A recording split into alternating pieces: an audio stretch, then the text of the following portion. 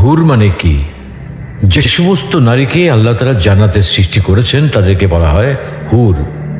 জান্নাতের রমণীদের আল্লাহ তাআলা জান্নাতি পুরুষদের জন্য উপহার হিসেবে রেখেছেন। আল্লাহ তাআলা তাদেরকে জান্নাতপ্রাপ্ত পুরুষদের সাথে বিয়ে দেবেন, ফলে তারা স্বামী স্ত্রী হিসেবে চিরকালের জন্য জান্নাতে বসবাস করতে থাকবে। মহান আল্লাহ বলেন, كذلك وزوجناهم بحور عين আর আমি তাদেরকে বড় চোখ বিশিষ্ট হুরদের সাথে বিয়ে দেব। জান্নাতের হুর হবে চিরকুমারী ও সমবয়সের প্রেম সোহাগিনী। জান্নাতে একজন হুর যদি দুনিয়ায় একবার দৃষ্টি দিত, তাহলে আকাশ ও জমিনের মধ্যবর্তী স্থান সুবাসে ভরে যেত। পূর্ব পশ্চিম প্রান্তকে তথা সমগ্র পৃথিবীটাকে সুসজ্জিত করে দিত।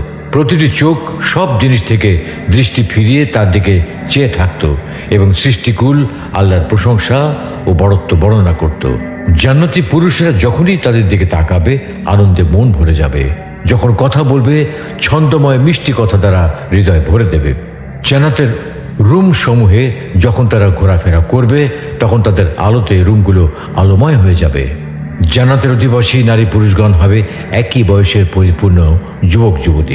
জান্নাতের হুর যখন তার স্বামীর চেহারার দিকে তাকাবে, তখন তার হাসিতে জান্নাত আলোময় হয়ে উঠবে। যখন তারা স্বামীর সঙ্গে কথা বলবে, তখন কতই না সুন্দর হবে সেই কথোপকথন।